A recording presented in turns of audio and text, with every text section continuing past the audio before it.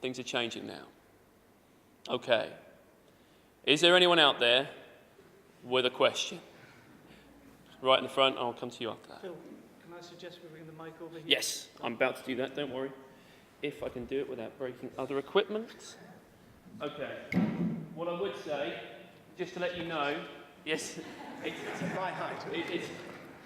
Yes, because only Adam is going to answer your question. Just to reply, just to set you up, I will need to repeat your question so that this mic can pick it up for YouTube. So I apologise. I will always double check that what I've said is correct, and you can nod or say no, what I meant was, but I will need to repeat it again. Sir, could you say your name for me? Bob. Bob, hello. Good evening. I was impressed with those presentations. Some of the data that you introduced in tables needed some units on. For instance, you were talking about the hours administration, 460 odd, nursing time, 46. And as a patient, I think, hang on a minute, surely those figures should be reversed, but that's not. Is it per week, per year, or what? Okay.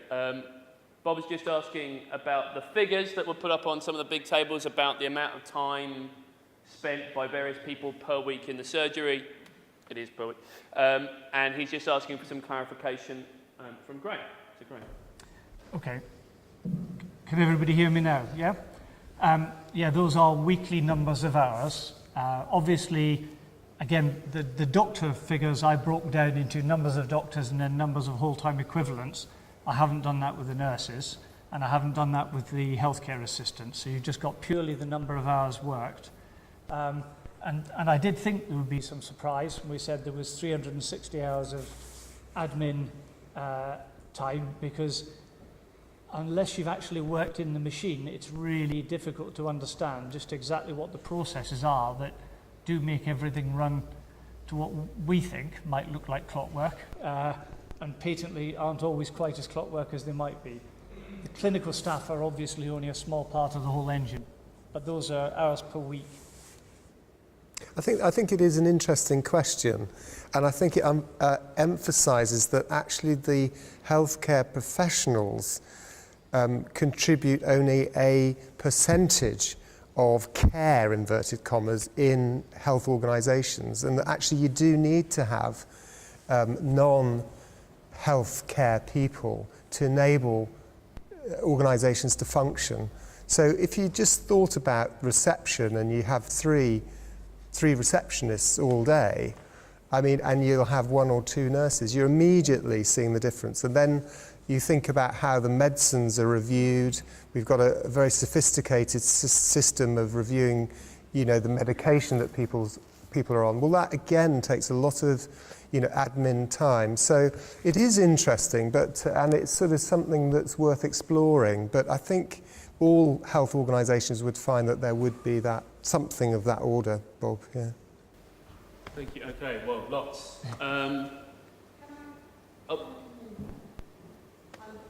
Sorry. Thank you, Pam.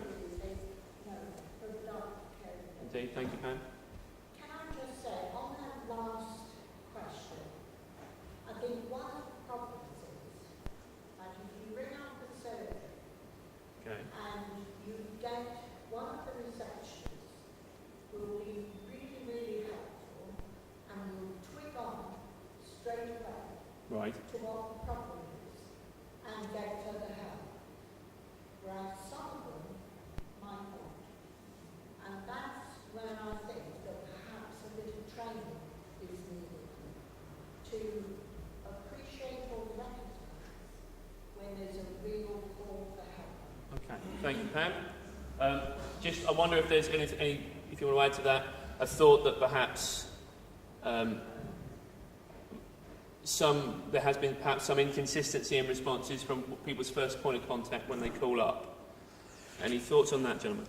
I think the one thing I'd say is Pam's one of the people who we have relied on over the years to give us a lot of feedback, and I just take Pam's experience at face value. I'm sure it's extremely valid, and I will take that on board. Okay, fantastic. Thank you. Sir? I'm actually an OT, so an occupational therapist, and I work in Torbay.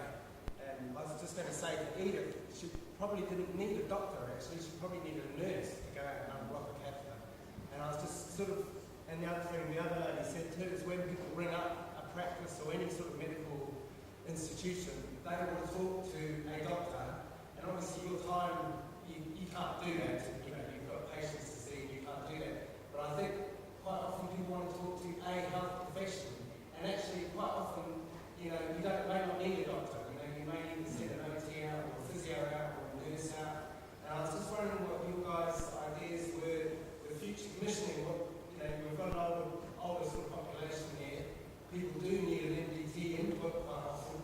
I was just wondering what your future sort of thoughts were on how you would try to commission that, and if you've got any sort of ideas about intermediate care team. I think one of the problems that people have is that they have to go and see a podiatrist over here, a doctor over there, a social worker over there, rather than just going to one place and getting the whole lot. And I was just wondering if you've got any ideas or thoughts about that. Okay, thank you. Very quickly, basically, it's about how the question is the changes that are coming in going to make it easier or different for people to get not necessarily a doctor's input, but healthcare input? So a nurse, an OT, a physio, whatever they might need. Please. Yeah, I was just going to say,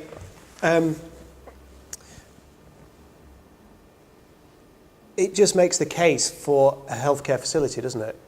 One that's integrated. One where you've got a doctor, where you've got a receptionist, where you've got OT, where you've got physio, where you've got allied professionals that can help. Because obviously every question isn't solvable by a doctor, best addressed by a doctor, but some of them are. So having everybody in the same place just makes common sense. And I think that's what's always been the sort of driving force behind trying to relocate. And I alluded earlier to sort of barriers that have come across over the last few years. And one of those was this sort of cyclical reorganisation of the NHS, where sort of smaller PCTs then morphed into this great big PCT that has struggled to adapt to local need. And there's always been a really strong sense within Dartmouth that we have multidisciplinary working via something called Closer to Home. And within our Closer to Home organisation, we've got allied mental health services, OT, physio, health visiting, we've got a falls assessment service, we've got community OT, we've got all of those things there, but they are rather spread around. So I think a unified source for those things would be ideal. I think the things like intermediate care facilities, we've sort of tried to do as much as we possibly can with that, but our population is so small that the sort of super duper service that are over in Torbay, their population density means that they can put in so much more services. But there's so much tries to keep people at home, keep people in a place where they want to be instead of sat on a trolley in A&E. And there will be continued effort in that direction to try and improve intermediate care facilities, I'm sure. Do you mind if I also add to that, just on a slightly different perspective? When I first came to Devon in 1985, there was one GP in Devon for every 1,700 patients. Today, there's one GP in Devon for every 1,700 patients. The numbers of GPs hasn't changed in that period of time, and if you go back to my slide and look at the activity that's happening, you'll find that actually we're doing a lot more than we were some while ago. And the slack in that has happened because we built on the HCAs and the nursing time. That's what's increased. And we're nowhere near the sort of activity shift we need to make if the health service is going to survive the next 5 years of flat cash. In the time that GPs have stayed the same, the number of consultants in Devon has actually gone up exponentially. There are more consultant clinicians in Devon than there are GPs. So all the care is delivered in hospital, and the investment has been focused around hospitals and not in the community. And we do need to make that change. You're absolutely right.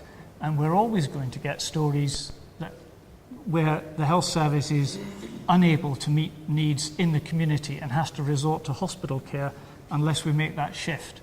No previous commissioning organisation has been able to make that shift. But I think we're in a situation now with the way the cash is, we have no alternative. So in some ways, financial crisis could be the right way into this because we have no alternative here.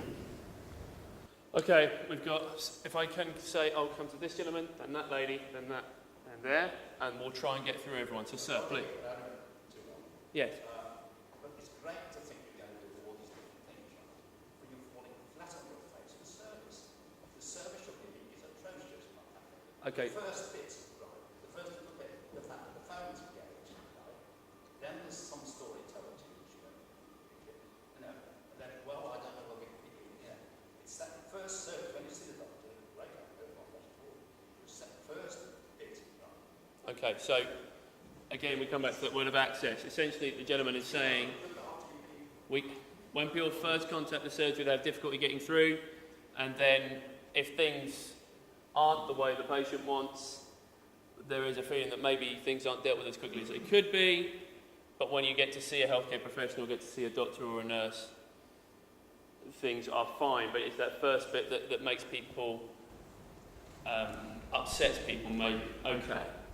I mean, what I was thinking, I know what you mean, but it's difficult. It is difficult, you know, the number of people to man the phones and all that sort of stuff. Anyway, what about stacking systems? What do you think about that? What about, you know, where you go in a line and you know where you are? Would that help you? If you're ill, right, you phone up, you want somebody to talk to. Sure. You want someone to tell them the facts, you know. Yes.